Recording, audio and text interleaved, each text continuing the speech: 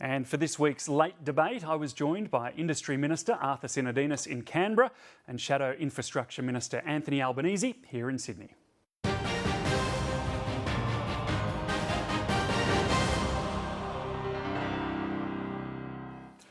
Gentlemen, thank you very much for your time this evening. I want to start with the big issue of the week, penalty rates. And going right back to first principles, Anthony Albanese, is your time on a Sunday really still worth, in this day and age, 33% more than a Saturday?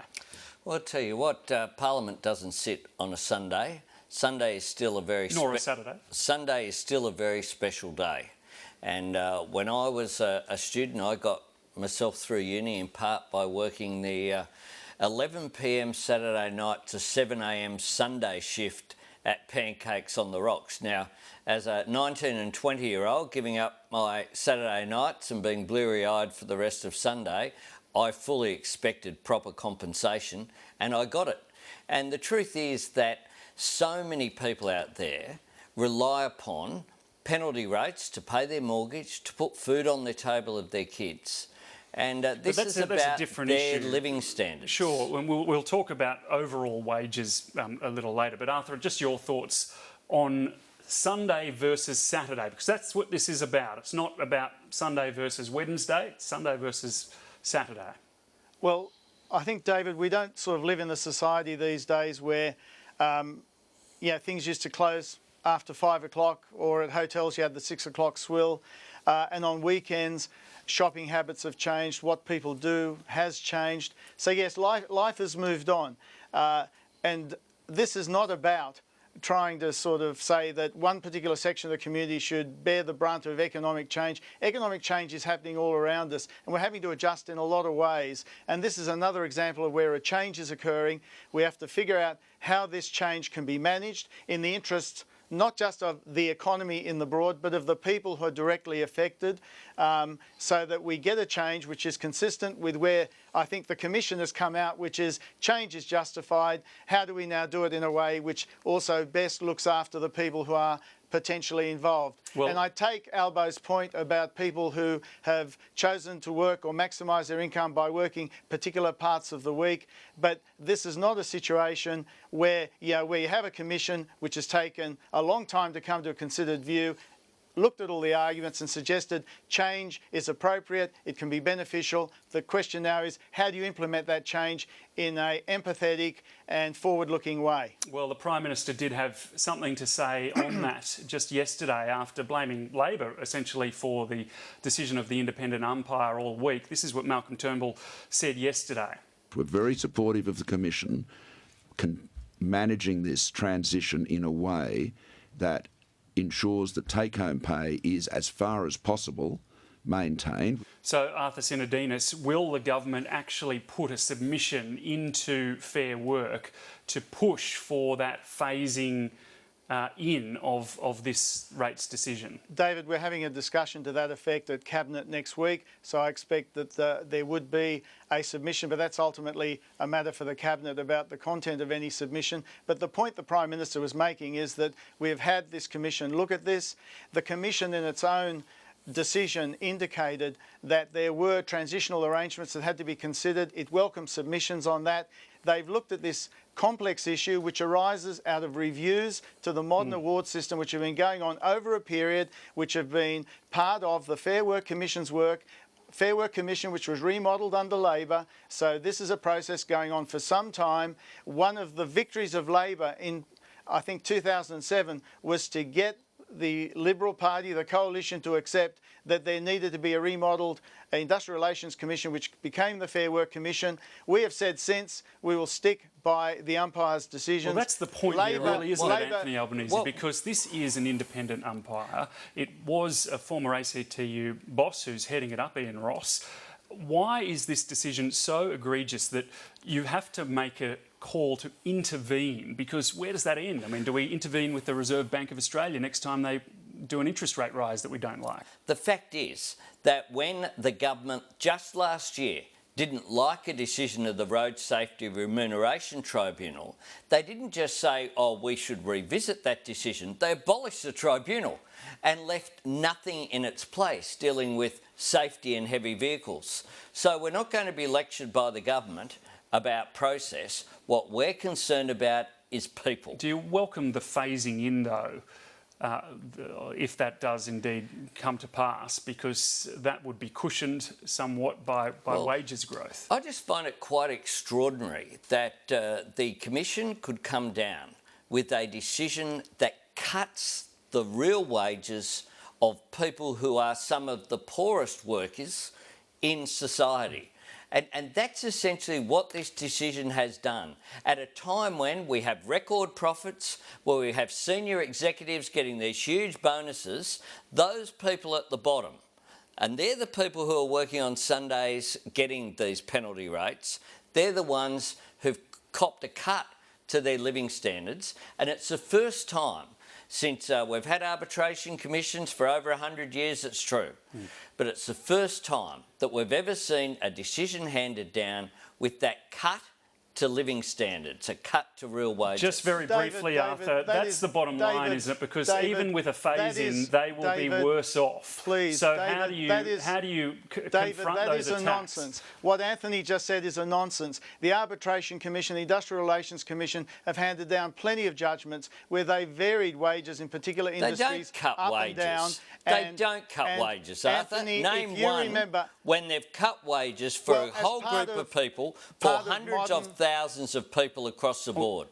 Albo, modern award modernisation has required the Commission to look exactly at how you meld different awards together. It's led to some going up, others going down, and then there have been processes to smooth the introduction of these changes to ameliorate the impact on the workforce. You should have a real knowledge of this. It's meant to be part of Labor policy. My concern here is that Albo and the Labor Party have effectively just gutted the Fair Work Commission. What they're really saying to small businesses, to Australian workers, is that after the next election, there'll be no Fair Work Commission. We're going to set wages and prices in Canberra, and it'll be at the behest of whoever runs the Labor Party. And these days, the Labor Party is run by the unions. Well, one thing that does have a big impact on wages, albeit a bit of a lag effect, is the economy, and there was some good news on the economy this week. This was Scott Morrison. Once again, Australia is growing faster than all the major developed economies in the world. Arthur Sinodinos, should we thank the government for this good turn of events? There are a couple of things here. The government creates a framework and an environment for economic growth, but ultimately it's risk takers and entrepreneurs and Australian workers who deliver those results. But what the government is doing by pursuing budget repair, by continuing to have structural reform in the economy, my portfolio is at the forefront of that process, is creating signals to promote confidence in Australia. You look at any confidence index at the moment, they're all up. The NAB confidence index is up. Manufacturing jobs have increased by 100,000 in the last year. All the signs are there that there's a revival in business investment coming. Anthony Albanese, Scott Morrison says that Chris Bowen has been pretty quiet this week in relation to those numbers. What we have under this government is higher debt, higher deficit, higher unemployment, lower wages growth, and on their watch. An economy does need to grow, but it needs to grow not as the end in itself, so as to lift living standards. And what we're seeing at the moment is real wages being, in terms of wage increases, being the lowest, the flattest they have been for a generation. And of course, that on top of that is the context for this Fair Work decision on penalty rates. Well, the OECD today put out a report warning of a rout in Australian house prices because prices and household debt are at unprecedented levels. Here's what Chris Bowen, the Shadow Treasurer, had to say on this. Needs continual advices and reports to the government that the system is made more risky because of the generous tax concessions for property investment are clear and consistent, and the government refuses to act. Arthur Sinodinos, the government has said that adjusting negative gearing is a blunt instrument. What about capital gains? Is that something that's still on the table ahead of this year's budget? Well, our policy to date, and it will remain our policy, is to focus importantly on the supply side of the housing debate. And the reason for that is when we looked at negative gearing last year, we had to make a choice. We had other issues in the budget, like what to do about reforming superannuation, for example, what to do about bracket creep and its impact on people going into higher tax brackets. And we made a decision that we had to deal with the disincentive effects of that. We had to deal you're with talking about, sorry to interrupt, you're talking about negative gearing. I'm asking about the capital gains tax discount. I'm telling you that when we contemplated last year what to do, our view was that the important areas of change were areas like the superannuation changes I mentioned before. To send the signal that at the same time when we're wanting non-mining investment to go up, that we'd be lopping the top off negative gearing or the capital gains tax would have been counterproductive. So that was then. What about now? Have things changed? Now what is happening is that in the budget, the Treasury is focused on a housing affordability package, which importantly is around how we help people to get that first, if you like, foot on the rung of the ladder of housing, and also importantly focuses on supply side issues through our city deals and everything else. We believe getting a flexible, more quickly responding supply side is the key to having better housing solutions. It sounds, though, that you haven't taken capital gains completely off the table at this point. No, our plan remains housing supply as the focus of what we're going to do.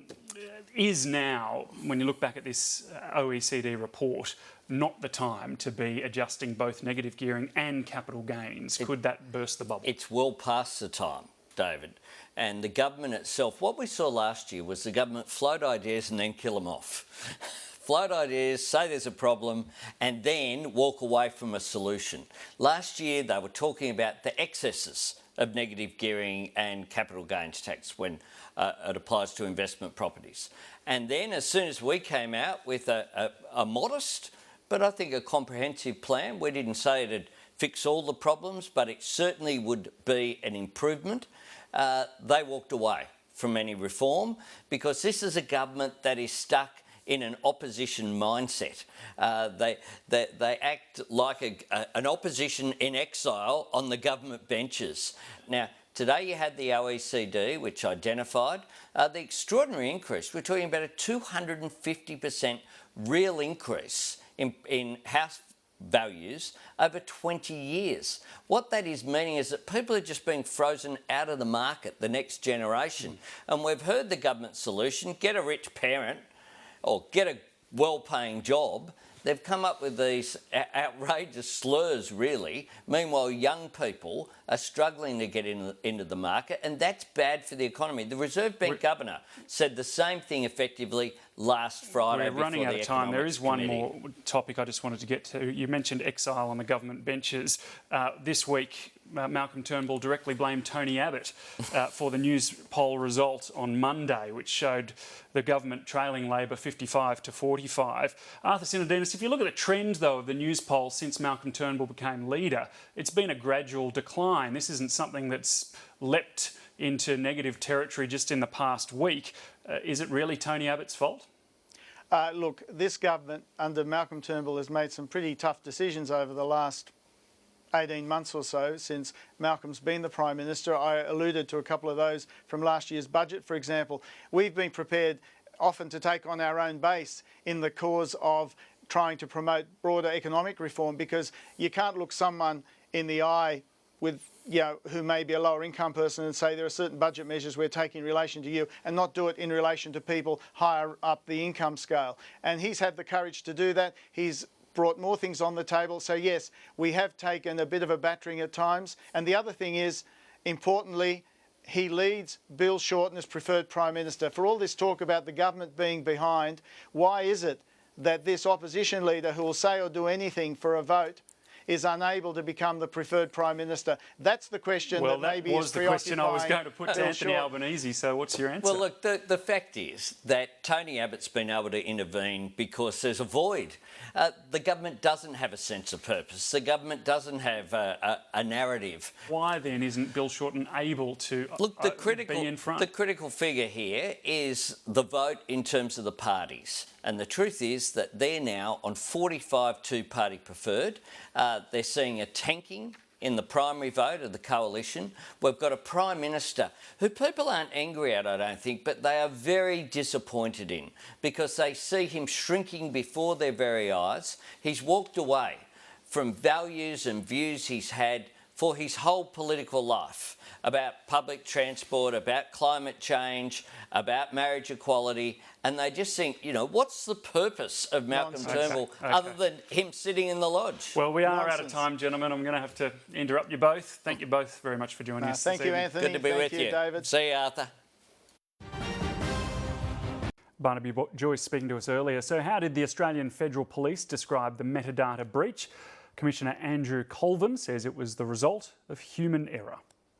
If anything, the public should have confidence that we have found this breach. I'm being very open and honest about the breach. As I said before, it's not about the propriety of whether that information was relevant to a serious investigation. It was that a step wasn't taken that should have been. For more on that and the other big stories of the week, I was joined by Minister for Industry and Innovation, Arthur Sinodinos, and Shadow Minister for Infrastructure and Transport, Anthony Albanese, for our late debate.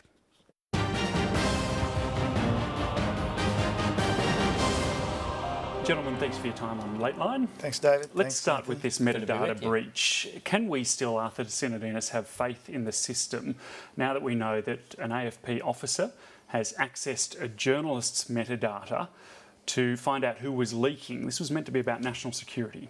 Well, I think what's good about this is that the Commissioner Colvin has come out pretty quickly to be very transparent about what has happened, about the action that's been taken.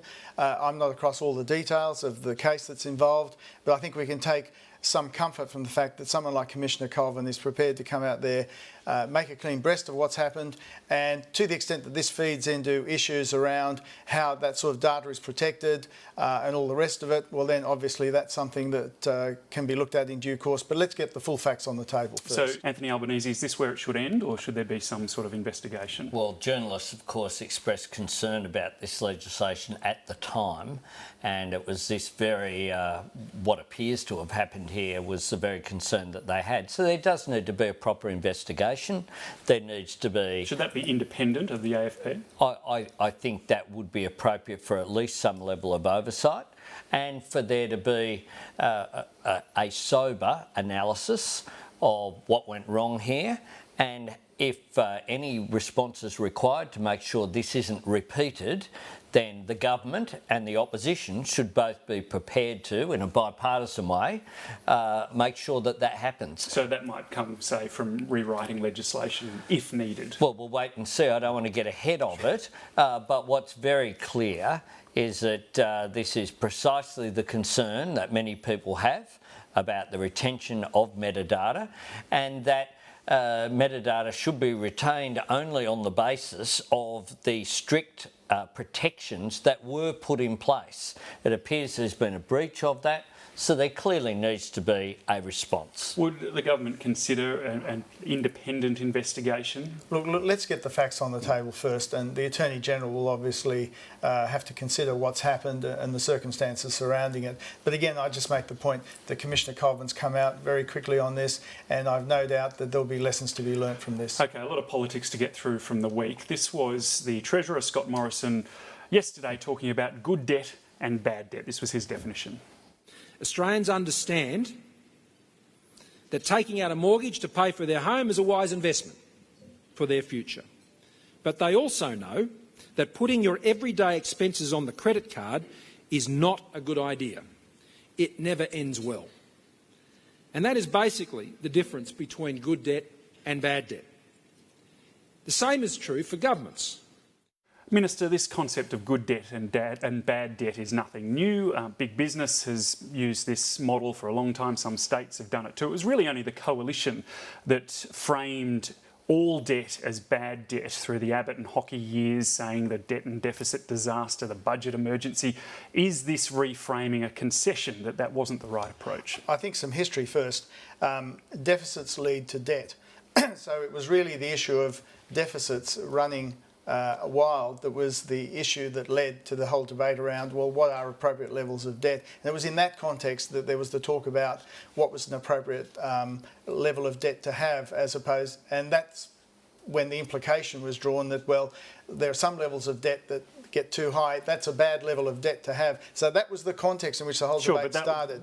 We've increased net debt by $100 billion since you came to power. The coalition has never argued that you shouldn't borrow for productive infrastructure. And what Scott Morrison has done yesterday and today is set out a framework for the budget for putting that forward. Now, I notice within the opposition, Mr Shorten has tended to criticise where Mr Morrison is going, whereas Anthony and Chris Bowen have shown, I think, a greater willingness to consider the option. And I think in terms of budget presentation, it'll just help to clarify what we're spending on infrastructure that is productive, generates a return, and then the other spending where we have to incur debt and where ideally you'd want a situation where on your recurrent, your ordinary annual services of government, you are paying for that through your revenue and not incurring debts that in the future It seems would a have to happy be coincidence paid back. for the government, though, that the areas of bad debt are Labor's strengths of health, education, welfare in particular.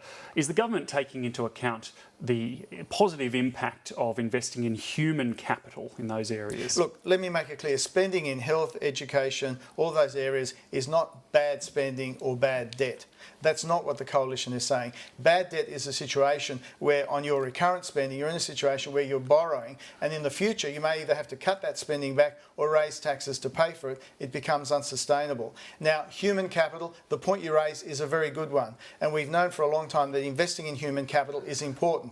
Now, the issue with investing in human capital is you can't quite get a return back in the way that you can investing in infrastructure in terms of the direct impact on the budget balance, because that's what he's talking about. You get a direct return to the government from investing in that sort of productive infrastructure. Anthony Albanese, good debt, bad debt. Does Labor have a problem with it conceptually? Well, Arthur, I'll give him points for boldness. Here they are. They've had a massive increase in the deficit. They've increased the debt by $100 billion, and now they say that it's still all about Labor. The truth is that their real definition is when Labor's in government, debt's bad. When they're in government, debt's good. That's their real distinction that they're drawing here. But Labor has looked at this as well, I have been the arguing for a long period of time about productive infrastructure being an investment, not a cost. That's why when we were in government, one of the reasons why debt increased was we doubled the roads budget, we increased the rail budget by more than 10 times, but we increased the productive capacity of the economy. So what's your definition of productive infrastructure? Well, my definition is let's have some objectivity here. One of my concerns here is that at the same time as they're speaking about good debt, like the Reserve Bank Governor indicated, some of those same issues economists have all said that at a time where you have record low interest rates, where you have a problem with demand in the economy, investment in infrastructure can be good even if it means borrowing. But it's got to be for the right projects. Now, at the same time, they've sidelined Infrastructure Australia. Infrastructure Australia gets its budget cut on July 1, and in every year thereafter under this government's watch. They've established an infrastructure financing unit in the Department of Prime Minister and Cabinet. So reporting directly to Malcolm Turnbull rather than independent at arm's length doing that objective cost-benefit analysis that Anthony Albanese is making, because not all infrastructure is productive. Not all infrastructure spending delivers that return that you need. So how can you be sure that it's going to if you don't have that independent oversight? Well, because Infrastructure Australia is still there. It's still providing a 15-year pipeline of projects to the private sector. It's prioritising projects, and that's very transparent from the work that they've been doing. The project unit, financing unit that Anthony is talking about in PM&C, that's got a different role. That's a role of seeking to leverage the balance sheet of the Commonwealth and find innovative ways to finance more infrastructure. Which is part of Infrastructure Australia's charter. It was about how financing occurred. That was part of its charter. I wrote the legislation, and it is still there. If you let me, it's not just having a list, it's about the financing of projects. If you let me finish, when Malcolm Turnbull became Prime Minister, in the context of also the city deals that we're talking about, the view was we should look at a whole series of options about how we have more financing techniques. For example, do we do more what's called value capture, where we actually have an infrastructure development that leads to an increase in land values? How does the Commonwealth, or in concert with the states, get some of that value back and help finance that infrastructure going forward? It looks like the Treasurer is gearing up for a big infrastructure budget. That seems to be, from reading the tea leaves, obviously. Can we expect that nation-building budget, and in the areas of particularly energy security and transport, of course, as well? Well, I'm not across everything that's going to be in the budget, but it's clear from what the Treasurer has said that infrastructure is a priority. Housing affordability is an issue. Energy security will also be canvassed. But I think also measures that go to regional Australia and what we do to make sure that regional Australia have appropriate access to goods and services, or particularly government services, is going to be important in this budget as well. I think there are going to be a number of priorities, but one of the threads running through it is, as you say, building for the future and making sure that we have a productive base for the economy, and we also lock in that non-mining investment that we need to secure that transition from the resources boom. There is a huge gap between the government's rhetoric and what it's actually doing. Arthur raised again this issue of value capture. That's not new. That's how the London Underground was built. And projects like Brisbane's Cross River Rail and Melbourne Metro had as part of the Infrastructure Australia process, part of the funding that was in the 2013 budget, value capture. And yet it was cut in 2014. A project like Cross River Rail in Brisbane, if it does not receive funding in this budget, then it completely undermines the government's position. Okay, I want to turn to gas, another big issue this week. A fairly dramatic intervention by the government to ensure that there is enough supply in Australia. This was the Prime Minister explaining it. Australian jobs, Australian families have to come first. It is ridiculous for us to be on the edge of becoming the largest LNG exporter in the world and not to have enough gas for our businesses, for our households, for industries, great industries like this here in Australia.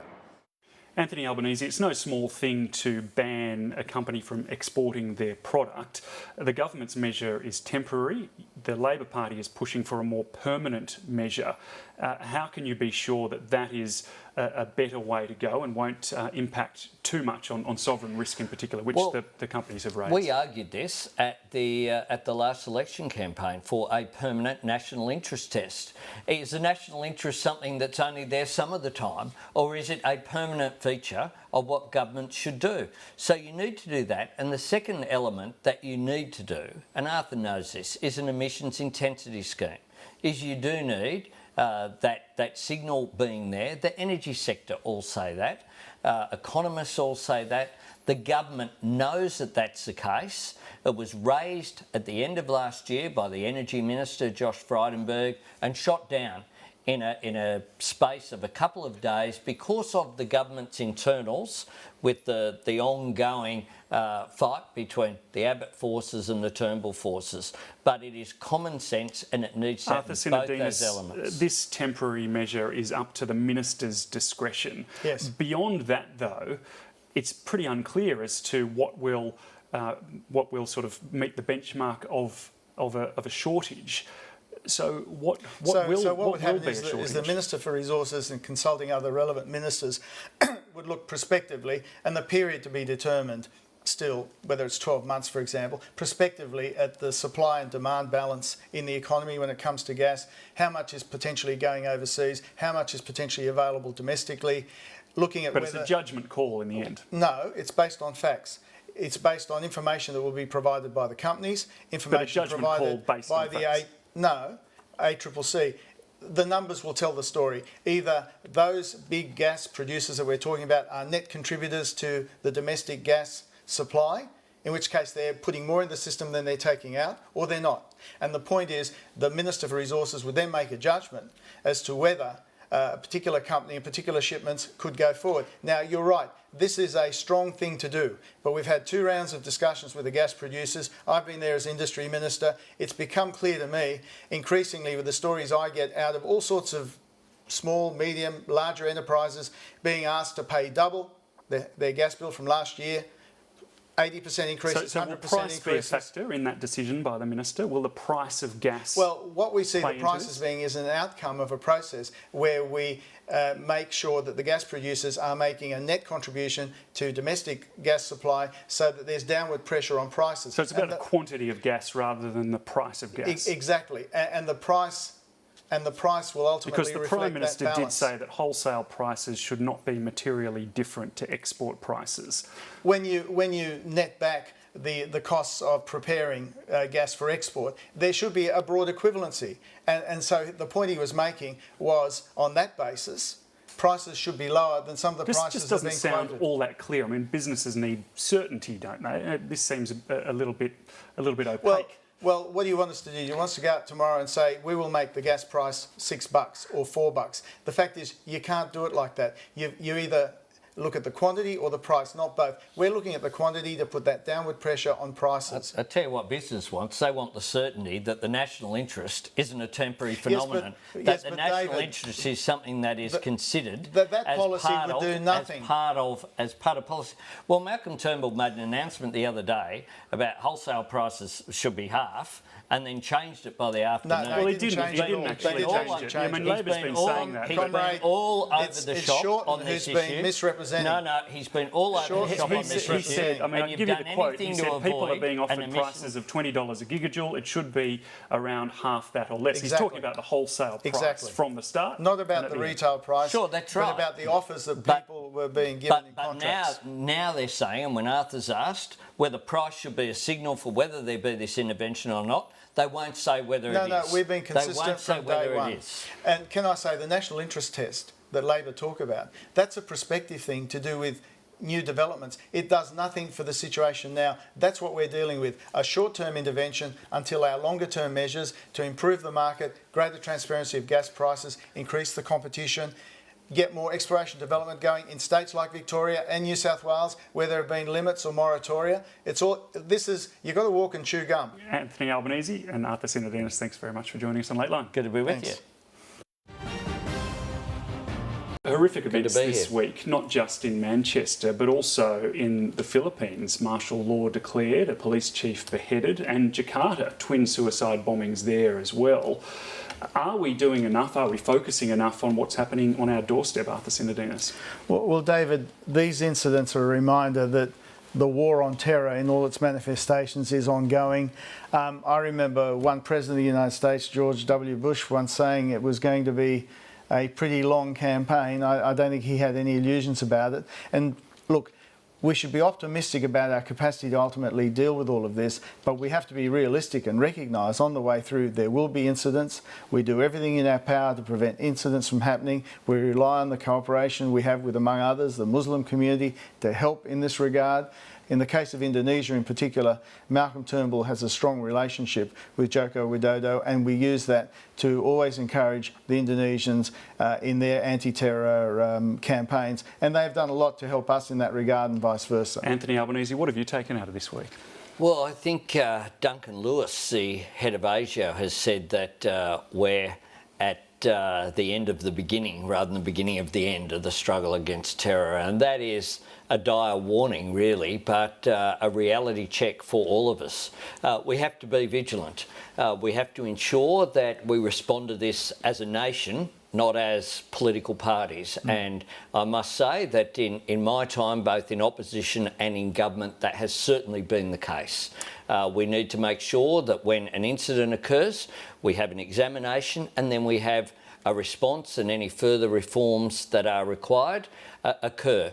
But on a positive note, I look at what happened in Manchester, that incredible tragedy, but I also look at the response of the Mancunians who gathered in their hundreds of thousands to say, we're not going to go away, we're going to celebrate our freedom, we're going to demonstrate that case by publicly gathering in the centre of that city. And that empowering image, I think, is very important for us. So part of what the terrorists would like is for us to be fearful. We need to celebrate our freedom whilst being vigilant and making sure that we do whatever we can and have ongoing responses. Also this week we've seen Indigenous leaders meeting at Uluru trying to resolve this very tricky question of how to proceed on the issue of constitutional recognition of Indigenous Australians. Arthur Sinodinos, firstly, I mean, do you think we need to change the constitution? Not everyone in your party believes that there should be a change. I think for a long time, certainly from the time of the Howard government onwards, there have been these moves to better recognise the role of our Indigenous people in our constitution as part of the reconciliation process. it's true to say Indigenous people remain on the whole, the most disadvantaged group in our community. And there's a whole series of complex reasons for that. And over the years, we've tried all sorts of ways to remedy that, and there's still more to be done. But we mustn't underestimate the power that comes from having proper recognition in our constitution. Should it go further? I mean, there's some calls from Uluru for a treaty. But the point is this, whatever comes out of it is we've got to be able to have something that can unify Australians and bring Australians together.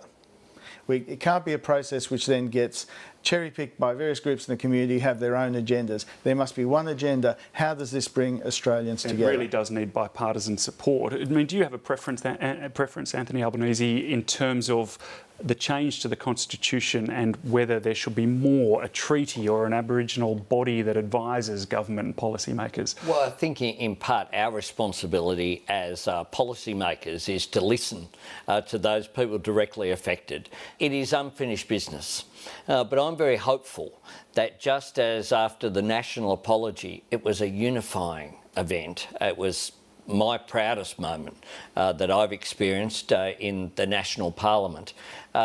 The constitutional recognition will be an important step forward.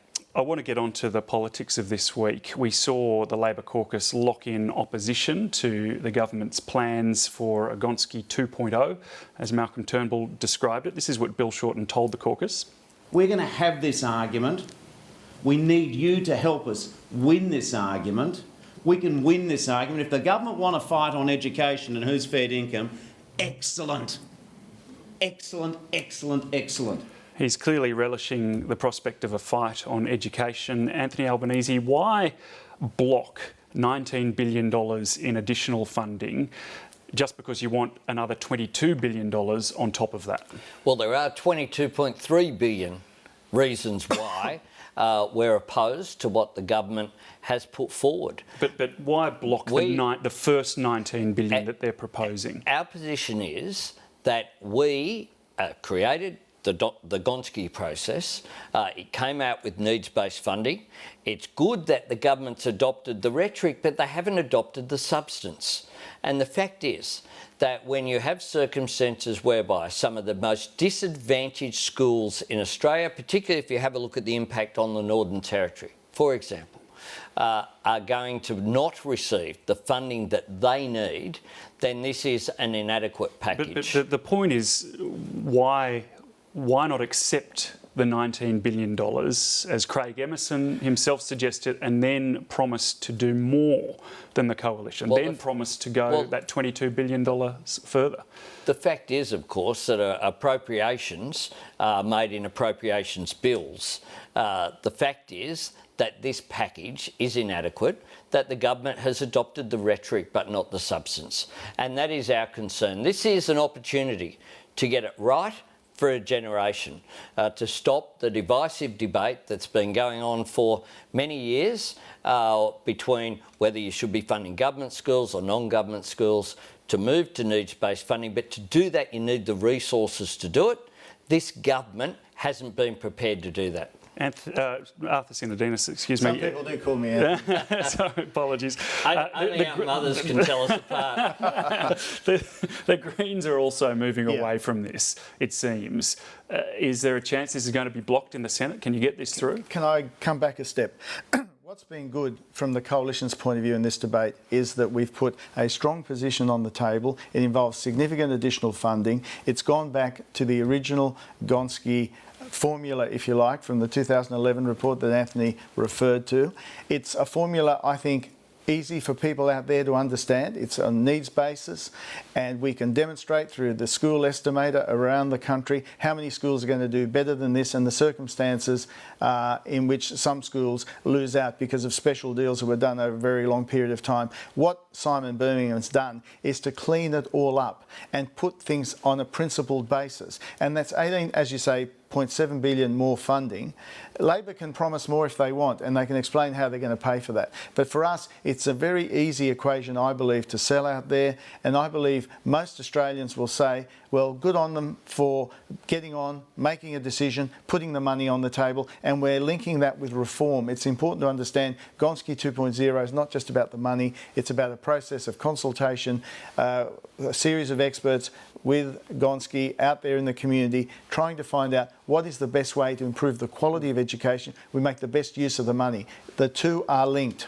Anthony Albanese, you made the case last week for a different narrative on the budget. A lot's been made of your comments, particularly coming off the back of your criticism of that Labor Party ad that was pulled. You said Labor should accept the victories that it's had in the budget. Now, can you explain for us what you meant in that speech, because a lot has been read into that, as you know, in terms of your leadership ambitions? Well, this has a lot of the analysis has been examining a distinction without a difference. There's very little difference between what I said and what Bill Shorten did. What is that difference?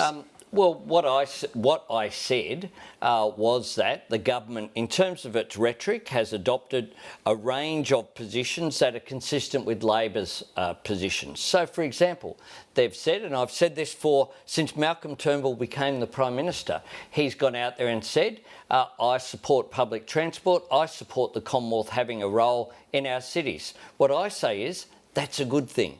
The problem is that he's not putting new investment into public transport. The gap between the government's rhetoric and what they're actually doing is vast. And we need to, you can acknowledge that the rhetoric's changed compared with, that's a good example between Malcolm Turnbull and Tony Abbott. Tony Abbott said, no funding for public transport, no engagement you were in much cities. broader than that in your comments. You said that it was an overwhelming victory, the government's capitulation on a range of matters, including Gonski, I think health. you're completely... I don't know if you've read the speech. I have read the speech. The quote was an overwhelming victory. The budget should be seen as an overwhelming victory, whereas Bill Shorten had said this budget has nothing to do with Labor. Well, the fact is that this is a political party that has for generations tried to oppose. They wrecked Medibank when Malcolm Fraser became Prime Minister. John Howard embraced it. In his first, he did not. He said he would tear it apart.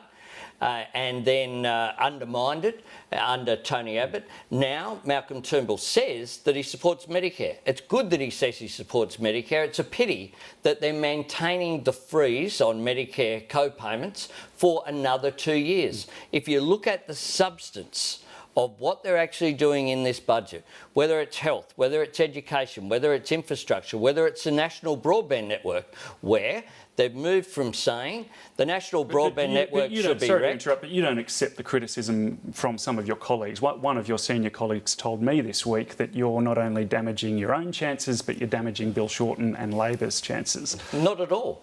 You don't accept that? Not at all.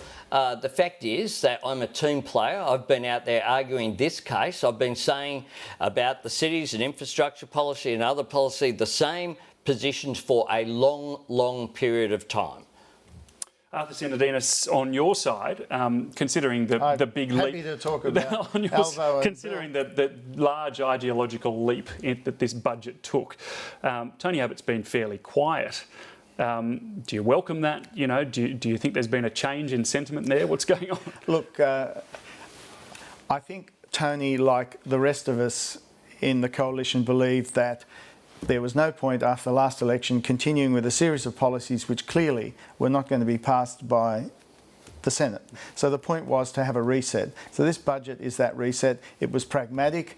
The Prime Minister made it clear after the last election the overriding priority was to be able to get budget repair done. So that meant not only considering spending measures but potentially revenue measures, and to have a clear path back to a surplus by about 2021, which was consistent with where we had earlier projected we wanted to be. So is that being pragmatic? Yes. Is it being sensible? Yes. In this game, it's better to get 60 or 70%, 80% of something than 100% of nothing. And that's the choice that we faced. Can I say on all these issues about leadership, the reason there's been commentary about this between what Albo's been saying and what Bill's been saying is because Bill has clearly gone out there stung by the fact that we appear to have moved more back towards the centre from the right, but we're coming at the centre from the right. We haven't gone over to the left.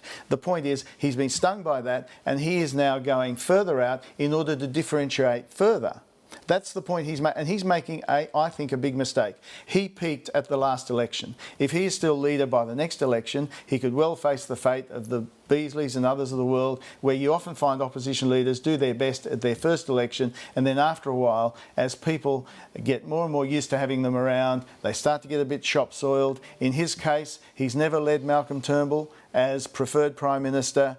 Clearly, the party vote has been different, but it's pretty clear to us the Australian people do not have much affection or indeed respect for Bill Shorten as the alternative leader. We're almost out of time. I will give you 30 seconds to respond to that. Well, what Arthur just said, the most significant thing of what he just said, was when he spoke about the policy issues and said that we've moved away for pragmatic reasons. That's the point that I make. It's in their DNA that they don't actually believe in Medicare, never have. They don't actually believe in needs-based education funding. They've adopted some of the rhetoric for pragmatic reasons, but in their core DNA, they stand for unfairness. And that's why this budget gives a cut to people who are millionaires, get a cut of $16,000 in their income tax, but those people on $21,000 or above have to pay more income tax. And that's the big distinction that we will continue to drive home. The fact is the Labor Party is a united party under Bill Shorten's leadership. We're all doing the job that we've been given to the best of our capacity, and I'll continue to do just that. We're out of time. Gentlemen, thanks for joining us on Lateline. Thank you. Thank you. First, this time last week, we were daring to dream of an end to the decade-long climate wars that have crippled new investment in energy, destabilised the grid and pushed up power prices. Well, peace may yet be possible, but this week proved there's still a very long way to go. On Tuesday, tensions erupted during a 3-hour special coalition party room meeting, as we reported first on Lateline, and there's still no sign of a resolution.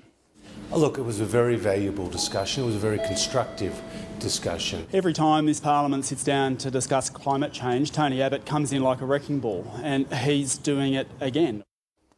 In the midst of it all, the press gallery ball and a leak of the Prime Minister's speech some claimed could cause an international incident.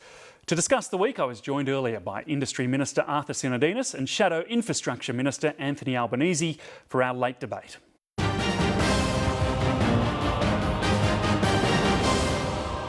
Gentlemen, thanks for joining us on Lateline. Arthur Sinodinos, the Finkel report was supposed to end the climate wars. It seems to have brought the battlefront right into the coalition party room. Look, I don't know why people get so excited about a robust discussion in the party room, which is the first step in this government, along with the other governments that will have to respond to Finkel, to put together a set of policy recommendations to take us forward. The whole point of going to the party room was to give exposure of Finkel to the various people in there. Look, you can't go to a party room and suddenly expect everybody to just sit there mute, put their hands up and say, yes, Prime Minister, that is a good idea. We're all robots. We're not robots. And the point is, this has been an issue within the Liberal Party where over time there's been concern about what is the future of coal as we continue to reduce our emissions. What is the role of renewables, which need to have backup? What impact does that have on the cost of the system? What Finkel has done is come up with a comprehensive set of recommendations that we, along with state and territory governments, have to respond to.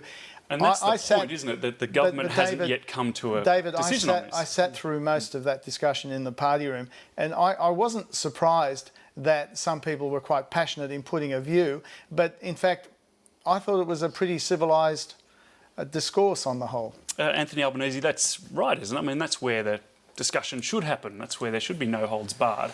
Look, there's nothing wrong with the party room having discussions, but it is time that the coalition showed some leadership on this issue. The fact is that everyone in the energy sector, every economist knows, including scientists, whether it's scientists like Finkel or every economist knows, that what you need effectively is a price on carbon. Now, that can take many forms. Finkel has come up with this option, which is the same way to essentially achieve a different way to achieve the same outcome. We think an emissions intensity scheme is a more effective way. and so do most economists, and so does the energy sector. But we've said we're prepared to be constructive, because what you need is certainty. The fact is that 3/4 of Australians are going to have a massive increase in their energy bills again on July 1. The reason why we've had failure, both in terms of emissions but also in terms of cost to consumers, is because of that uncertainty which has been there essentially since Tony Abbott took over the leadership of the Liberal Party. Well, speaking of Tony Abbott, a few coalition MPs that I've spoken to this week have suggested that he may have lost even more friends in the party room this week. Barnaby Joyce was asked about it on 7:30 this week. This is what he said. Well, I think he could be doing more to help. At times you have to temper your expressions. Other things that other backbenchers may say are understandable, but if you held the highest office, you understand how the game works. Arthur Sinodinos, what do you think of the way Tony has handled the way I this? interpreted what Tony said in the party room is, as Barnaby says, this bloke is a former Prime Minister. He's also looking to his own legacy. And what he said in the party room was, we need one set of policies to deal with electricity, and then when it comes to emissions, we should replenish the emissions reduction fund and deal with emissions that way. What I think we are all saying as a government today is that if you're going to provide certainty to the sector over time, and we do need that certainty to reduce the cost of actually getting investment into this area, you do need to move beyond the approaches we've had in the past. What about his altercation with Craig Laundy? We reported that on this program this week. Today we see a quote from Laura Tingle that Tony Abbott actually said to Craig Laundy in the party room, "Go F yourself." I mean, how is that viewed in the party? Is he losing support? Well, I wasn't witness to that being said, but what I will say is they're both willing and robust characters. They're adults, they can look after themselves. But look, if Australian is politics... pre-selection under threat? David, that's one of the other things that's been reported Australian today. politics is either going to be dominated by working out the policy merits of all of this, or we can continue to have discussions about personalities. In relation to pre-selections, I'm sure Tony is okay in his seat. Tony Abbott's legacy on climate change is set. It's bad. He played a very destructive role. And in terms of his so-called emissions reduction fund, what is that if not a tax? That's directly putting taxpayers' money into a fund to pay subsidies to the big emitters. The fact is that we need to do better than that. We need to get this right. This is an opportunity to get it right, and I hope that the more sensible views within the coalition prevail, and that we can have a bipartisan position moving forward, because that's what you need. Without that certainty of both sides of politics, you won't get the investment that's required. That's right. Look, I want to move to another topic. Malcolm Turnbull tried his hand at some comedy this week at the Midwinter Ball. It was actually pretty funny, in my opinion, where he lampooned himself and Donald Trump. Now, some commentators have said this is very serious, that it could cause a diplomatic spat. It hasn't yet. This is what Joe Hockey, our ambassador in the US, had to say, followed by comments from Malcolm Turnbull. The administration hasn't rung us up, and I haven't been hauled into the White House and been sent back to Australia, so far as I'm aware. And although I saw a series of black cars outside. It was a good night. We're having a laugh. Everyone says politicians are too serious, too scripted. That's exactly right. You got to lighten up, right? It's Australia. Okay, first the leak. Now, everyone at the ball was told that reporting of the events there were off limits, but something always leaks. And Malcolm Turnbull must have known that. What do you think about the leak? Well, I don't think that Malcolm Turnbull should have assumed that. He should have assumed that the press gallery ball would be bound by the rules that were established by the press gallery. These aren't politicians' rules. This is the press gallery encouraging people to be a bit more wild, perhaps, be a bit more outrageous than they would be if they knew the reports were going to happen. So I'd hate to see Australia lose our sense of larrikinism. It's one of the things that characterises us. Malcolm's speech was very good. It had a go at himself, it had a go at others. So did Bill Shorten. And that is, it's a good night. It's raising money for charity. My concern, I guess, is that, you know, how much do we say it's okay for there to be no private spaces at all? And because that has implications for the way that we deal with each other, between journalists and politicians, and I'm concerned about that in terms of whoever made the decision to make the tape and to leak it. That hasn't happened like this before. How serious, Arthur Sinodinos, is this, do you think, in terms of international relations? I think the President would have been disappointed not to be mentioned, to be honest. I think he quite likes being in the limelight. Look, I don't think this is going to rip up the ANZUS alliance. I don't think it's going to have any such impact at all, particularly because, you know, it was self-deprecating. It wasn't just about the Donald, it was about the Malcolm as well. And look, I think we just all need to relax a bit. I was actually a bit surprised that people were surprised that something might get out. I mean, the way politics plays these days, sooner or later, if something is really juicy, it gets out. But that doesn't mean that Malcolm or others should stop from just trying to be themselves. And you saw a side of Malcolm that maybe a lot of people don't see. Well, this is the thing. I mean, I retweeted a clip of Jeremy Corbyn this week in Westminster. He was roasting Theresa May, but doing it in a way where she was laughing along. Have we lost a chunk of our humour in Parliament, Albo? Oh, look, I think some of the best elements of Parliament and some of the best way of taking down your opponent is with a bit of a sense of humour.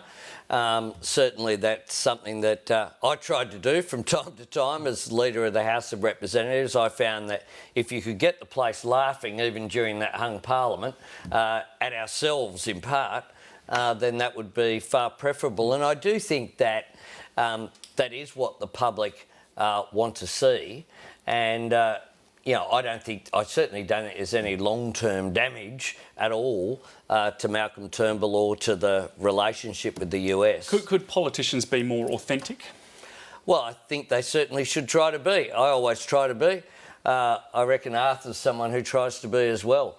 And I reckon the feedback that you get from the public is that when you actually say what you think, then people appreciate that. Arthur and I are here, there's no notes, we haven't got the script from our party rooms.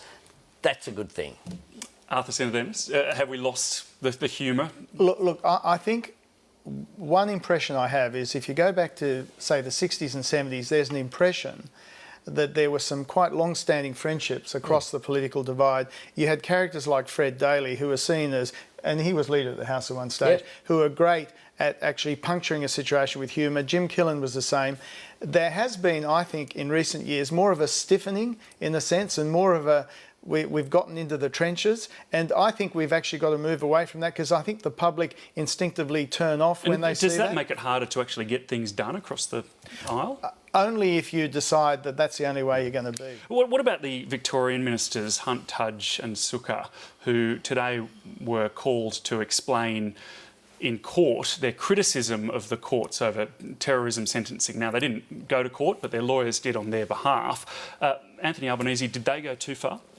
Well, they withdrew their comments, so they themselves have acknowledged that they went too far. It's good that it's been settled, and I think their withdrawal through the Solicitor General was appropriate. Should they have made the criticism in the first place? I mean, should courts be completely off limits for politicians to criticise?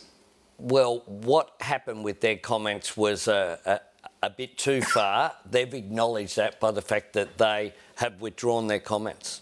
Arthur Sinodinos, what do you think? Well, look, I'm one of their colleagues as a minister.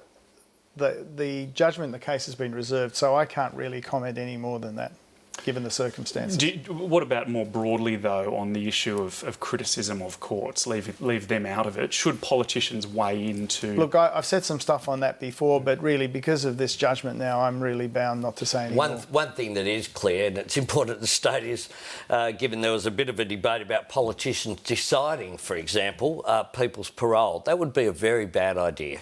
What we need to do is to make sure that we continue to have the separation of the legal system from the political system. That independence of the judiciary is a very important foundation stone of our democracy. No, but that's something we all strongly agree on. It's a foundation of the system.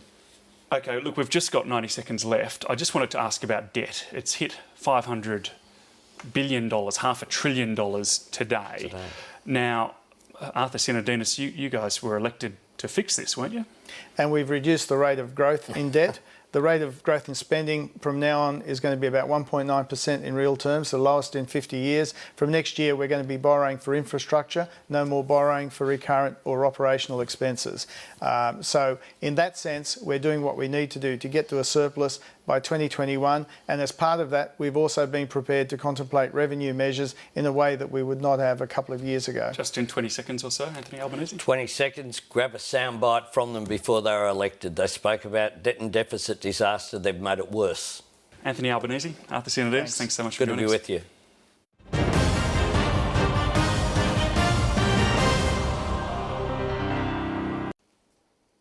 To discuss the week in politics, I was joined earlier by Industry Minister Arthur Sinodinos and Shadow Infrastructure Minister Anthony Albanese for our late debate.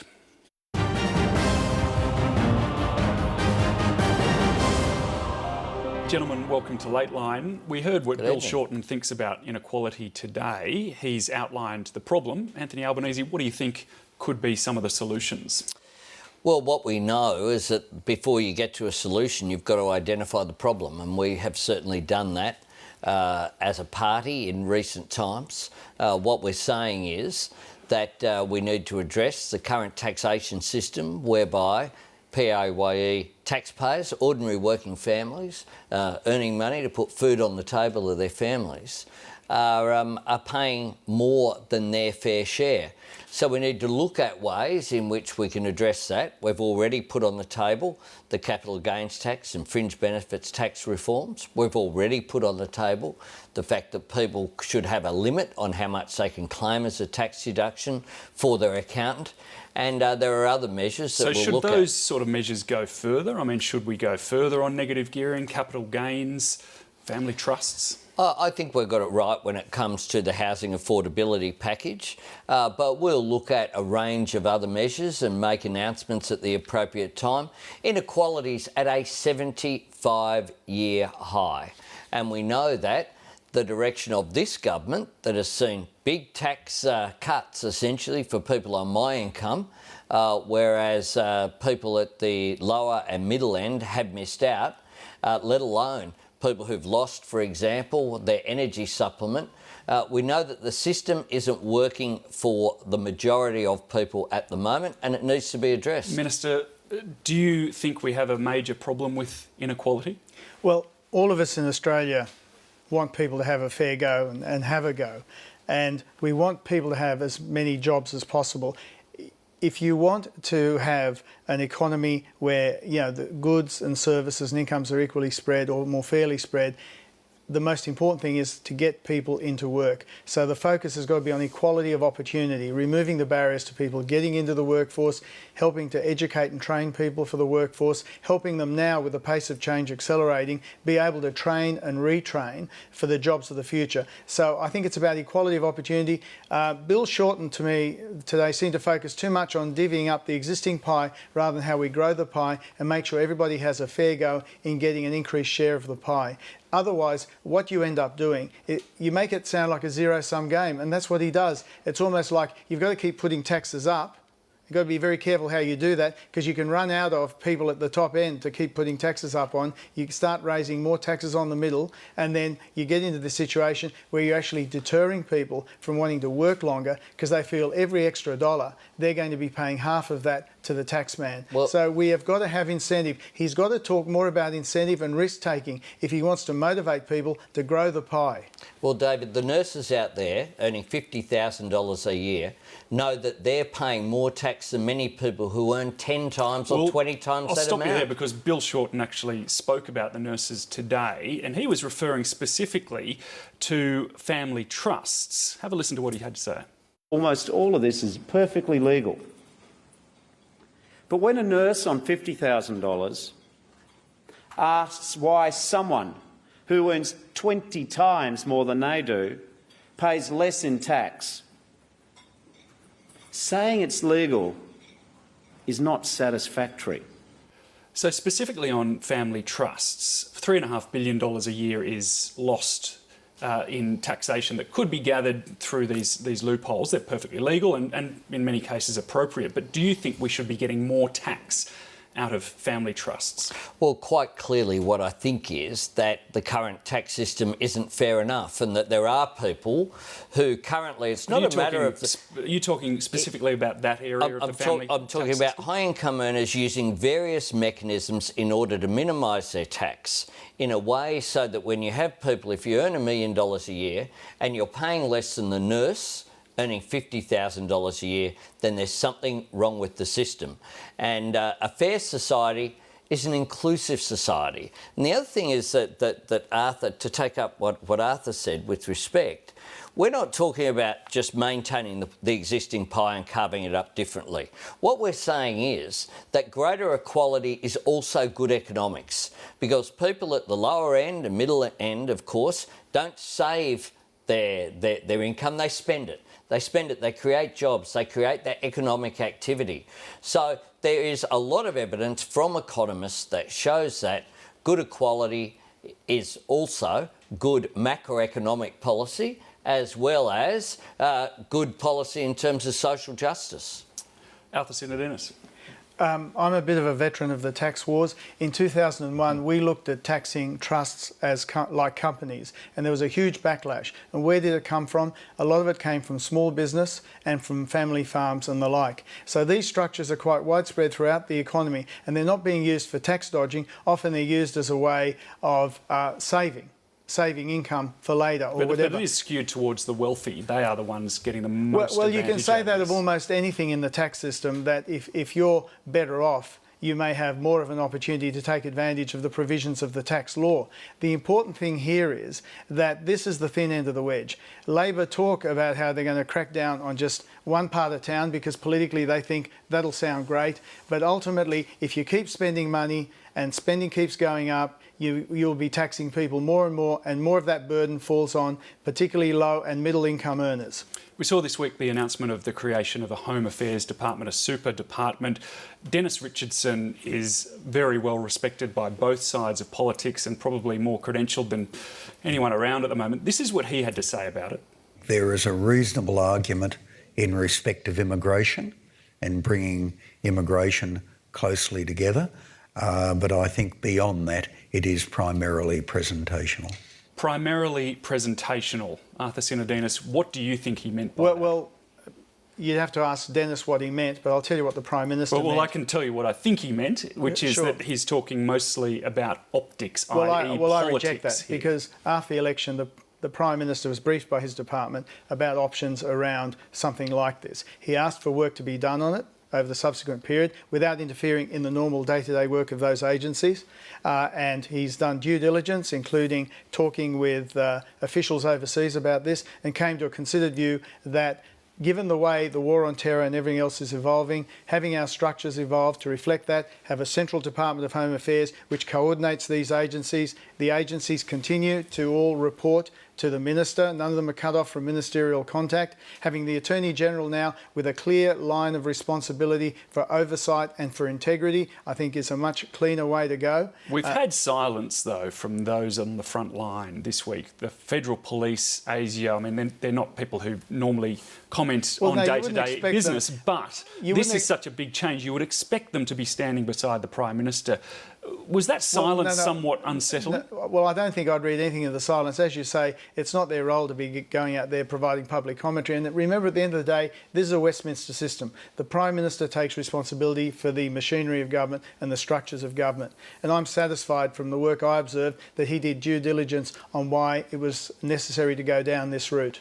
Labor has blamed this move on politics, but you're not opposing it as such. So which is it? Because you can't have both. Well, we're waiting for a full and proper briefing. I mean, my concern, frankly, is that if this was about substance rather than about appearance, then that briefing would have occurred beforehand. There would have been a briefing, for example, of myself as the Transport Shadow Minister, the Office of Transport Security, which importantly is an agency that's connected up with the airports and aviation, will now be taken away from the Transport Department, put into this new Department of Home Affairs, not have that line of sight to the Transport Minister, but to someone else, I assume Peter Dutton. That is of some concern.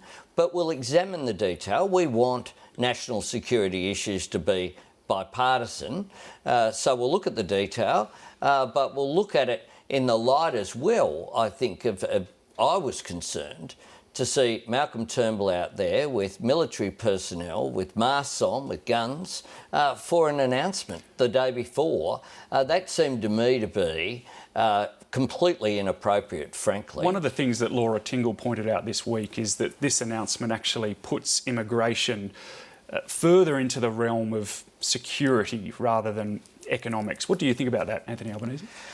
Well, certainly immigration has been an important element of economic policy as well. We need to look at the intergenerational issues that are there, the ageing of the population.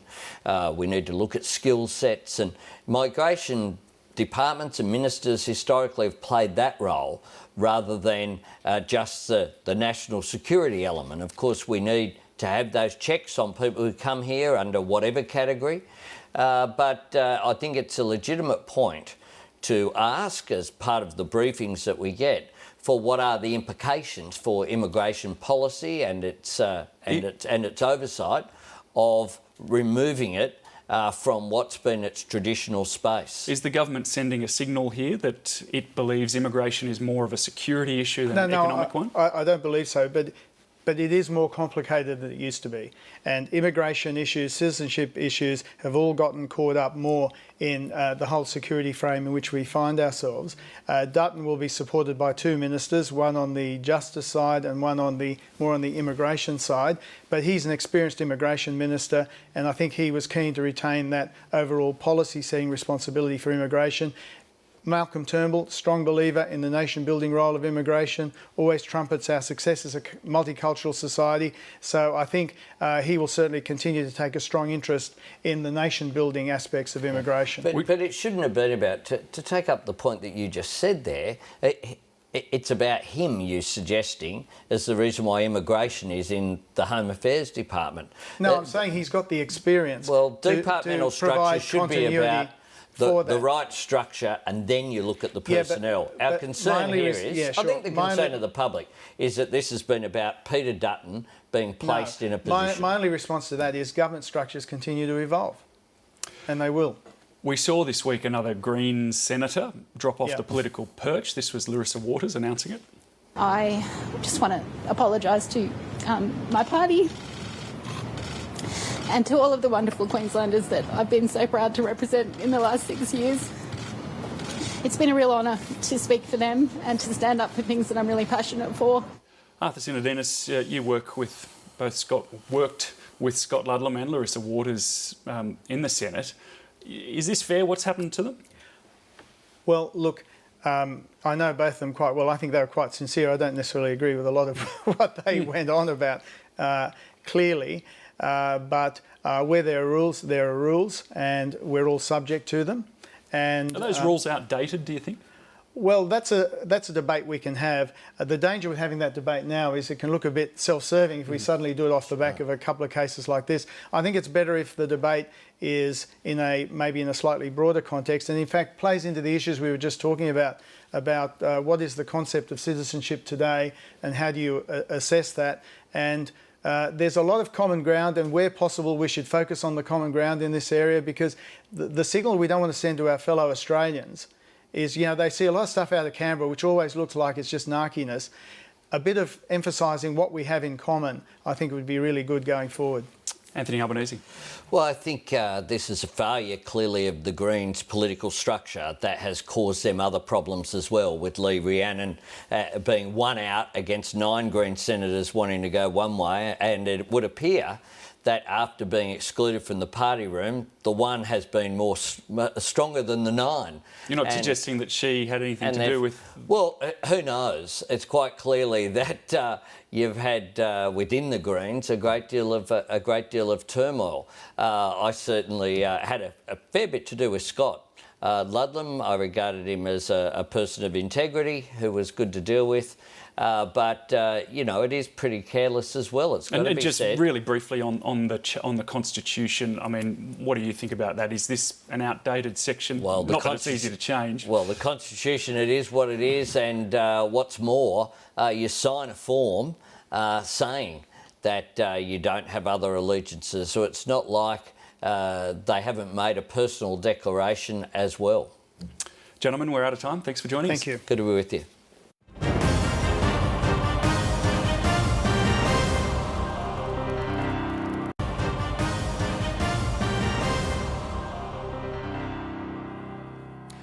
It's been a week of highs and lows for the federal government, starting with the ongoing stoush over Australia's energy future.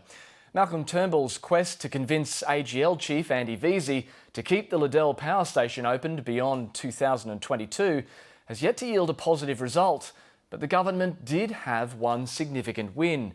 After 2 years of wrangling, the coalition's media reforms passed the Senate, but not without compromise. In exchange for the support of Nick Xenophon and One Nation's support, the government has agreed to a series of concessions, including a one-off $60 million fund to support small publishers and journalism cadetships.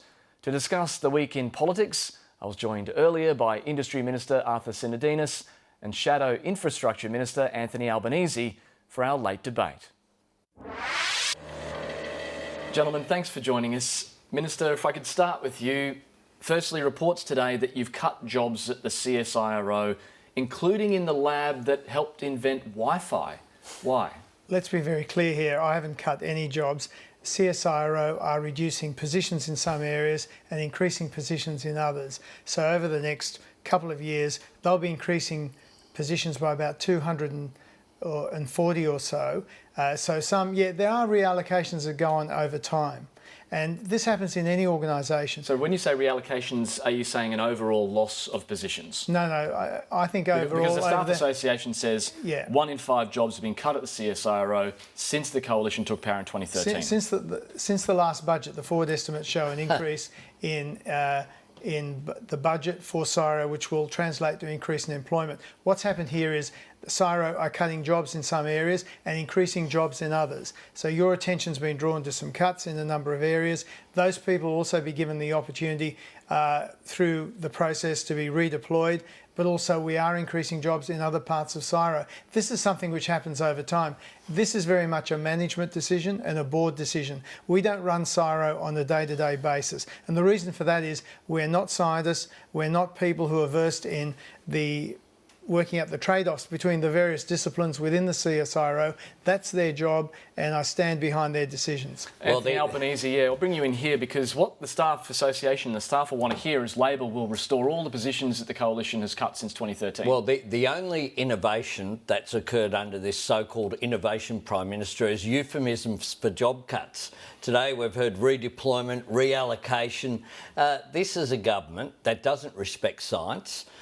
They've attacked science when it comes to climate change because of the conflict that's there between Malcolm Turnbull and Tony Abbott. And it really is cutting off your nose to spite your face to cut jobs at the CSIRO and in general in the science sector when that's so important for Australia's future economic development. But do you have a policy to restore any of these lost jobs at the CSIRO? Well, we'll announce our policies at appropriate times, not on late line on the basis of a question. And our Shadow Minister does that. But what Labor will do is consistent with what we did in government, which is to respect science, which is to respect and support the CSIRO. Matt, we are investing in science in a very big way. Square kilometre array, the Australian synchrotron, we put $500 million into that. I announced in the budget a $120 million commitment to the European Southern Observatory. There's all this big science that we are actually funding. But you've gutted the CSIRO since 2013, and over the next 4 years, CSIRO is going to be bigger and stronger. It's a landmark institution, though, Minister, to lose jobs. Does that worry you taking away from jobs overall? will increase over time, over the next 2 years. Will they be what they were when you started in 2013? Well, I can't go back to 2013. I go back to the National Innovation and Science Agenda 2015. We put an extra $1.1 billion into national innovation and science. And we will continue, where possible, to keep injecting into big science in particular more money, which provides a basis for global collaboration. What this government consistently does is have a strategy of taking $100 away, giving $50 of it back and saying, please say thank you for this contribution. This is a government that has cut the CSIRO, that has cut a number of vital institutions when it comes to future governance. And we as a nation, if in the Asian century we're going to compete, we need to compete on the basis of how smart we are and how innovative we are. And we're not seeing that from this government. This is a government that believes that NBN technology should be copper-based rather than fibre-based. It's a government that hasn't taken serious action on climate change, and it's a government that's lost its way. Can I just move on to the clean energy target? It's taken up a lot of conversation this week. Tony Abbott said on radio yesterday he welcomes signs that we are moving away from a clean energy target to a reliable energy target. Arthur Sinodinos, what does that mean? What shift are we seeing within the government? Well, what's happening within the government is a lot more work by both the Prime Minister and Josh Frydenberg on a plan for transitioning the economy as we go through this need to reduce greenhouse gas emissions while improving the security and reliability of the system.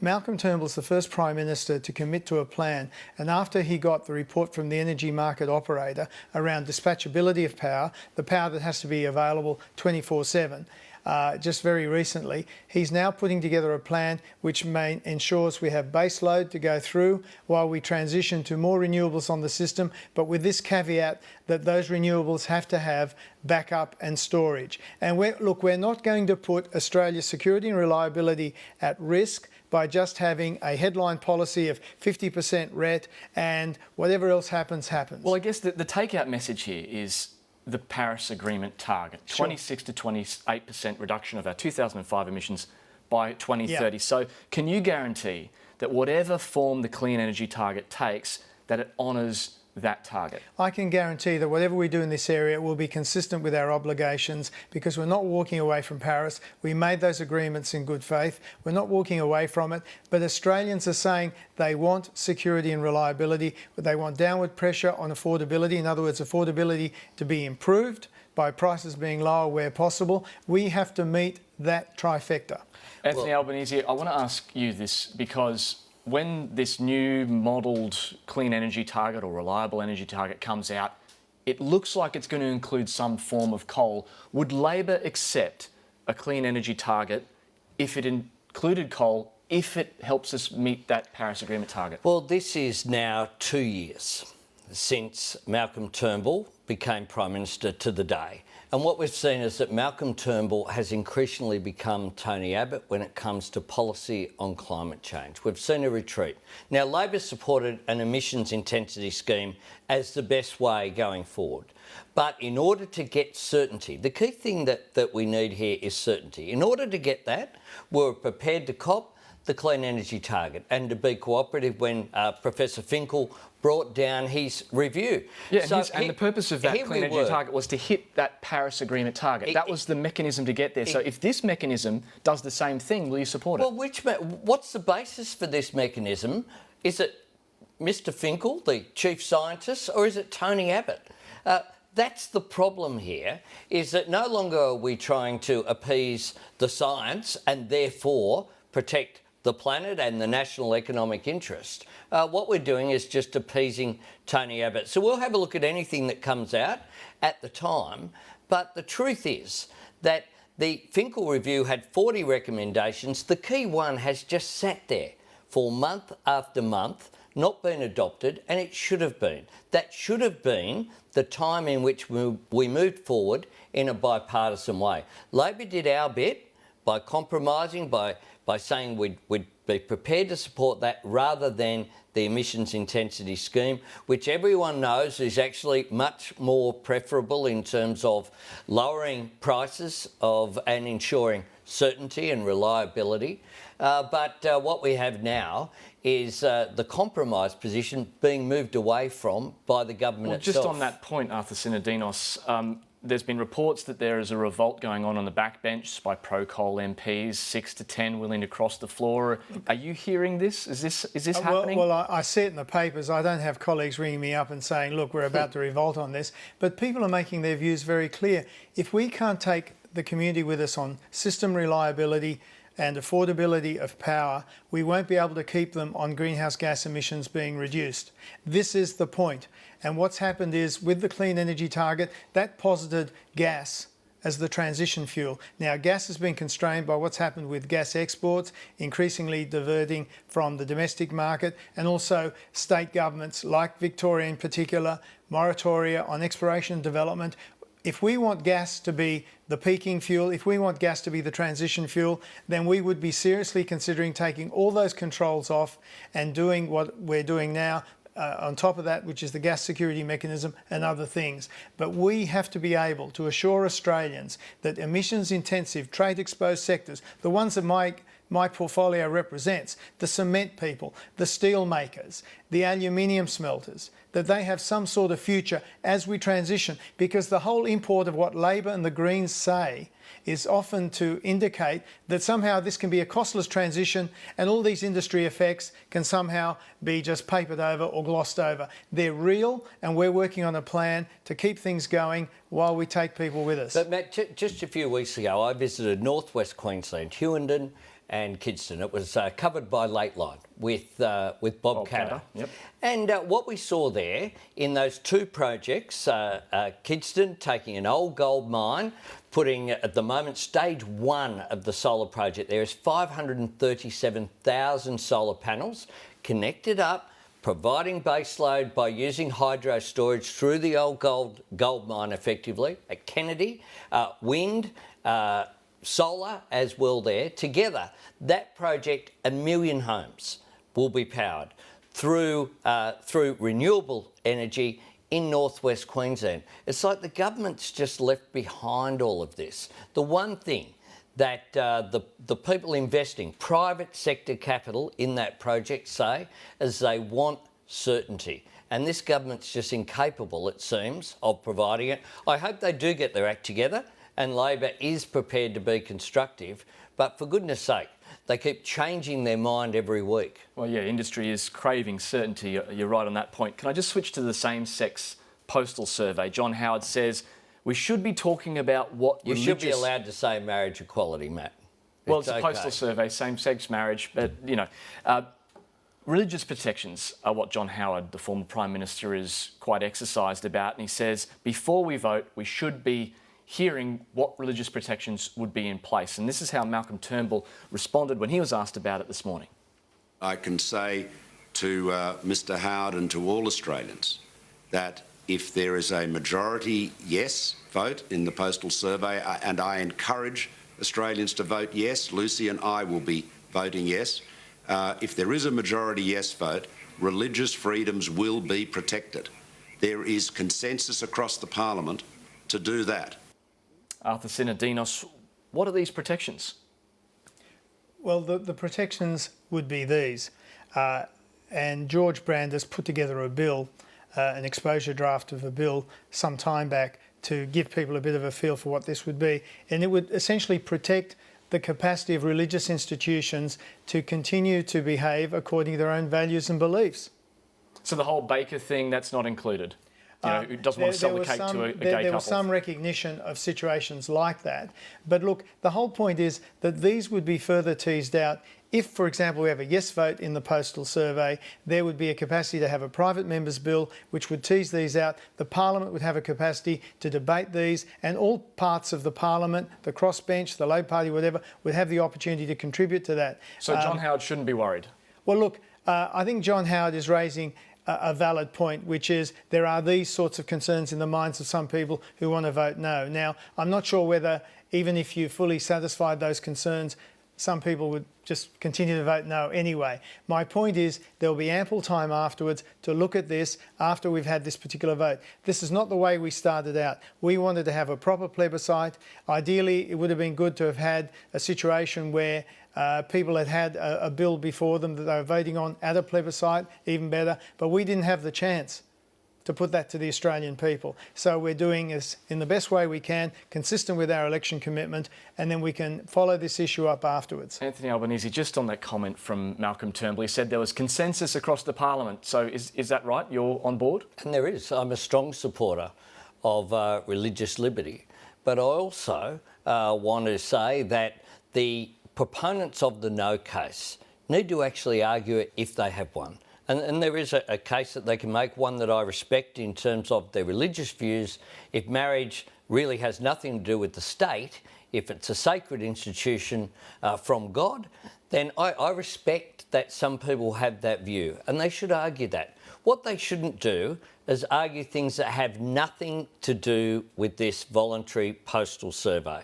This is about one thing and one thing only, whether people who happen to be of the same sex, who are in love with someone and want to commit to that person for life in front of their friends and family, have the opportunity to do so, just like I did and just like Arthur did with our respective wives.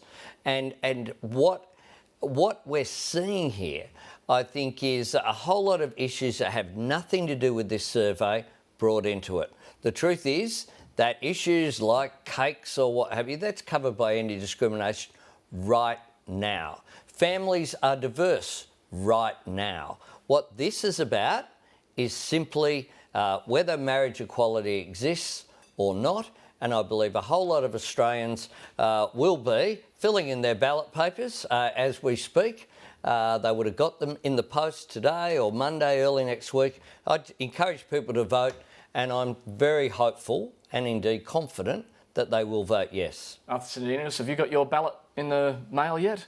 I haven't been home yet, I suppose, maybe. I'll check tonight. The only other point I'd make about this whole debate is that there have been some debates around political correctness and all the rest of it, but this really is about the particular question, and then we can answer and deal with the other issues. The only other point I make is this is a complex society. Of course, we have to balance all sorts of rights. No one is saying that one right has to be completely overtake another, but, you know, ultimately this is about treating others as you would have them treat you. Just on that point of the religious protections, do you know or fear that any MPs might use the lack of a debate about religious protections now after the fact to delay or frustrate the result of the postal survey? I think someone who is determined for whatever reason to be against same-sex marriage will do whatever they believe is right to advance their objective and behave accordingly. So for instance, would Tony Abbott honour the look? I've no doubt vote? that Tony, on his word, has indicated he would honour the outcome of this because he's one of the originators of the plebiscite concept, and he made it clear that we honour the people's choice. All right. Well, Arthur Sinodinos, Anthony Albanese, thank you so much for your time. Good to be with you.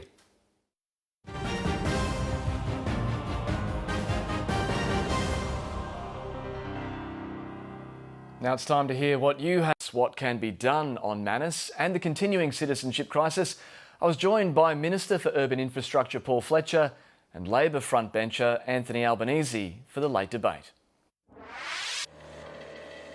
Gentlemen, welcome to Late Line. The situation on Manus Island, let's start there. There could be a confrontation as early as tomorrow when the men who are there refusing to leave, they could be forcibly removed. Is this on both of your parties or is this the men's decision? Minister, could I just start with you? Well, certainly it is the men on the island and the activists, including Green Senator Nick McKim, who are irresponsibly encouraging those men to stay in the Manus Island Detention Centre, which has now been closed for some days following an order or a decision of the Papua New Guinea Supreme Court. There is alternative accommodation available for those men, and they certainly should move to that. The East Larringo and West Larringo and Hillside House facilities, they should certainly move to those. That is the safest course of action, and there they will have food, water, sanitation and so on. Minister, I'll talk to Anthony Albanese about his view in a second, but just this morning, Get Up released those pictures because they went over there, looked at the conditions and said the men are just too scared to go to this new accommodation because they fear attacks from the locals. What do you say to them? What I say is that there is alternative accommodation available for them, and unfortunately Australian political activists, for their own purposes, including Nick McKim and the Greens, are deliberately inciting this behaviour, which is very unhelpful. What is in the best interest of those men is to go to the alternative accommodation, and of course for those who have been found to be refugees, they have the option, should they wish, to go to Nauru or to be considered under the arrangements that we've struck with the United States. This is a problem we inherited when the Labor government established this facility. We have been working systematically to go through the number of people there, identify whether they had a refugee claim or not, and it's very unfortunate that political activists, for their own reasons, are choosing to inflame this situation. As a government, we are working calmly and methodically to resolve it. Anthony Albanese, does Labor take any responsibility for being the ones that reopened Manus? Well, Manus was reopened as a processing centre. The problem is people haven't been processed. They've been left in indefinite detention now for more than 4 years. And people can't see a resolution to their predicament, even though some of them, a majority, have been found to be refugees. The government can't continue to say this is the fault of something that happened in 2013. They have had a responsibility to find a third country of settlement. There are offers on the table that they've rejected for years, such as New Zealand's, that was reiterated by Prime Minister Ardern just last weekend. But do you think those men should move to the alternative accommodation for their own safety, for their own, hygienic security? Well, I'm not there on the ground, but certainly the men need to look after their own interests with regard to if they're in an area that isn't safe, that is unhygienic, and there are facilities that will improve their living standards today, then of course they should take up that option. But the longer term issue has been the failure to provide certainty for these people. And that's created a climate of mental anguish, a climate whereby it's understandable that these men are incredibly frustrated and are acting in a way, perhaps Paul's correct, in terms of the actions of some more concerned with scoring political points.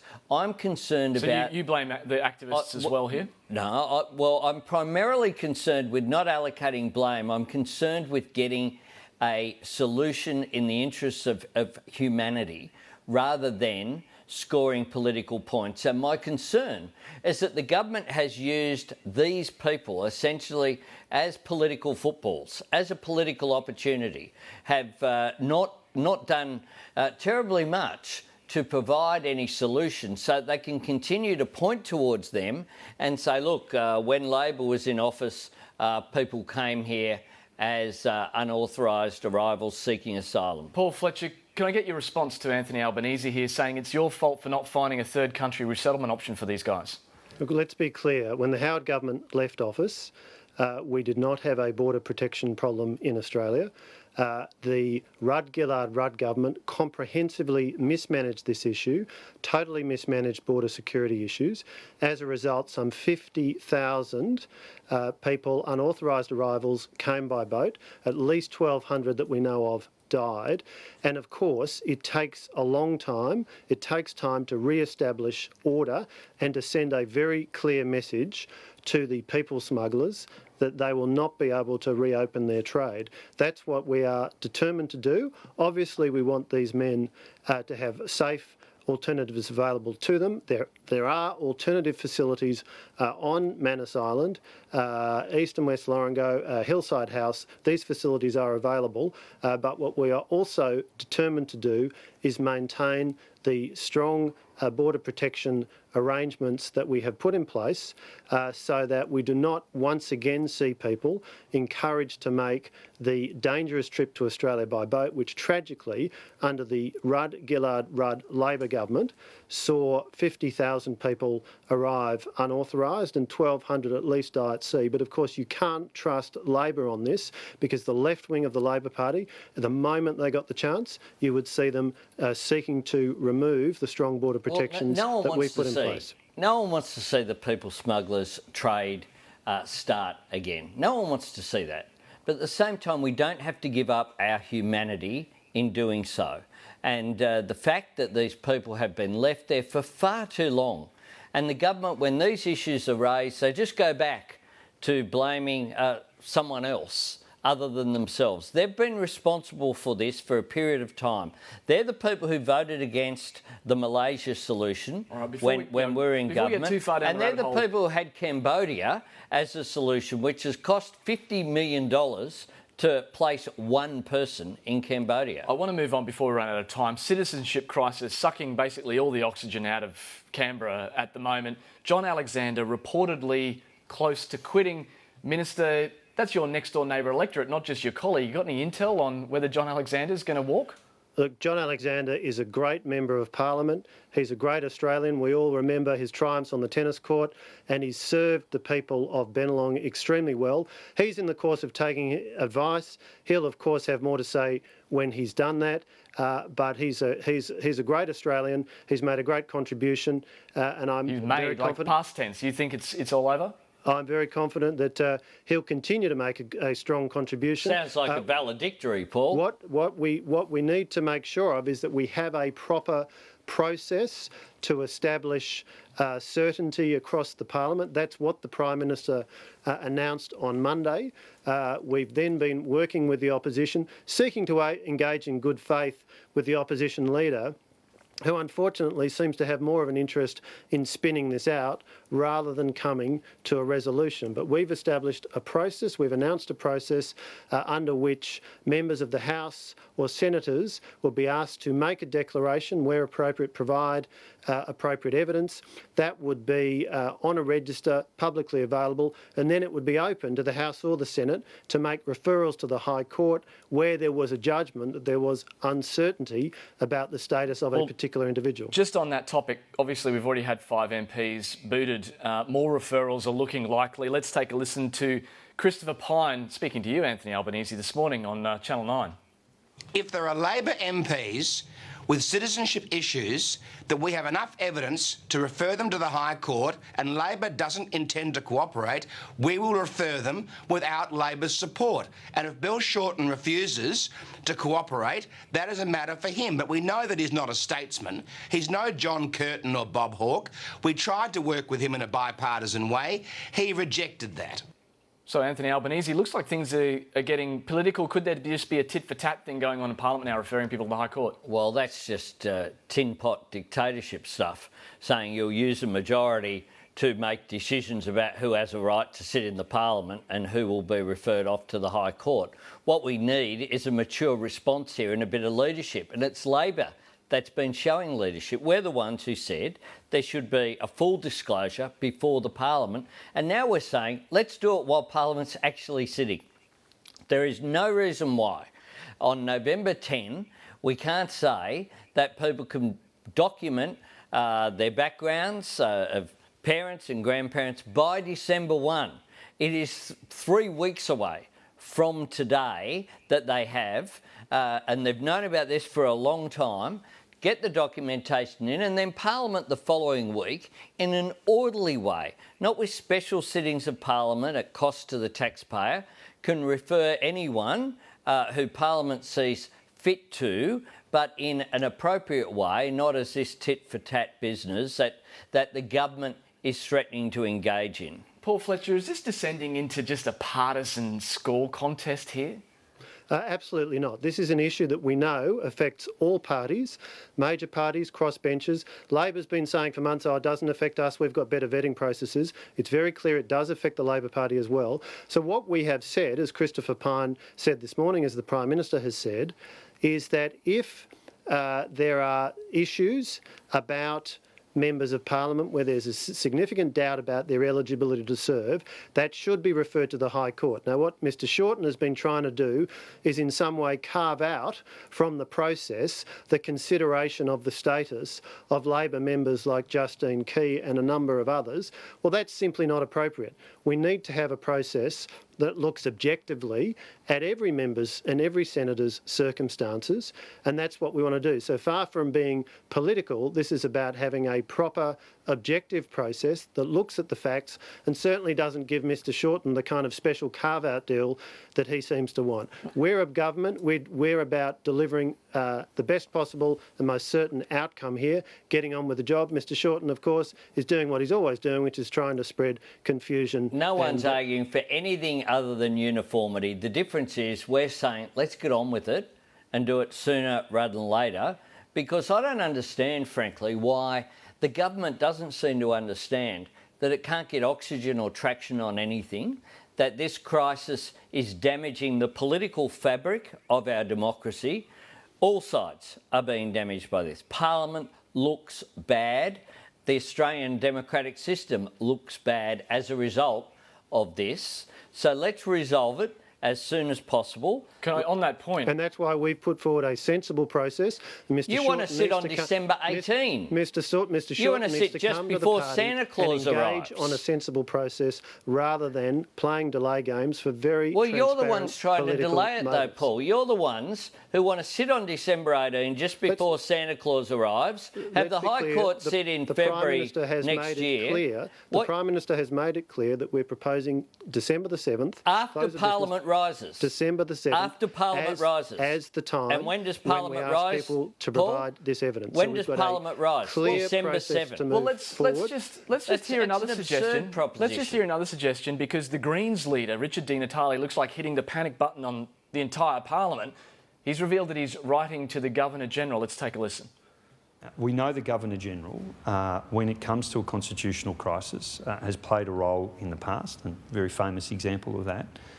We need to know what all the options are available to us in terms of bringing this issue to an urgent resolution.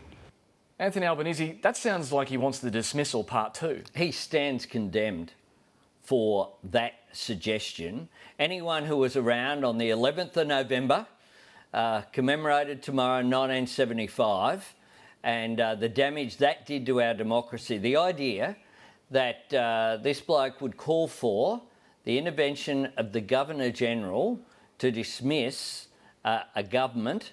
You know, I'm not a fan of this government, but I don't want to see ever again the Governor-General's powers, reserve powers, be abused like they were in 1975. And that's precisely what Senator Di Natale appears to be suggesting. It's opportunist, and it's achieved its objectives, which is it's got his head on the news tonight on Lateline. Paul Fletcher, do you think he's serious, that he wants the Governor-General to intervene here? I think Senator Di Natale's contribution on this is about as useful as Senator McKim's contribution on Manus Island. It's not helpful. It doesn't advance the position at all. It's just designed to be a bit of a circus and a sideshow. The government, led by the Prime Minister, Malcolm Turnbull, has put forward a clear, considered way forward on this. We've reached out to Opposition Leader Bill Shorten, who's promised to be bipartisan. So far, performance hasn't matched words, but we have a clear way forward. We can get on with that. We don't need the help of the Greens. And Paul Fletcher, just before we go, I've got to mention leadership, because you've got the commentariat saying Malcolm Turnbull's in terminal decline. What do you say to those people out there who are reading stories that there could even be a challenge to his leadership? I say it's absolutely ridiculous. Malcolm Turnbull is strongly backed by the Parliamentary Party. He's doing a great job, and he's getting on with important things like working on trade outcomes for Australia to deliver jobs and prosperity. Across area after area, we're working on delivering jobs growth, on rolling out infrastructure. $75 billion we've committed to spend on infrastructure between 2016-17 and 26-27. Across the country, across portfolios, we're working on delivering outcomes for the Australian people. What's very clear is that Malcolm Turnbull had a plan to get rid of Tony Abbott, but he doesn't have a plan to govern. That's clear for everyone to see. All right, we're out of time. But Anthony Albanese, Minister, Paul Fletcher, thank you so much for being on Lateline. Good to be with you.